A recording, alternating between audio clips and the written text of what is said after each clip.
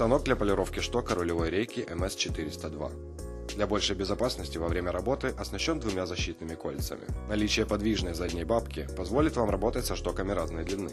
На передней панели расположены элементы управления, кнопка подачи питания, а также кнопки включения и выключения станка.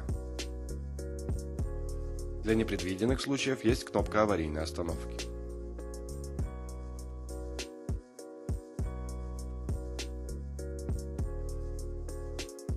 При помощи токарного патрона и задней бабки фиксируем шток.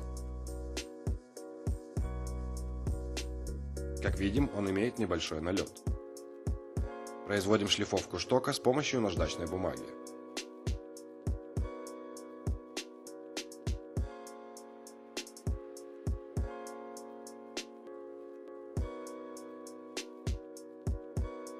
После полировки шток готов к дальнейшей эксплуатации.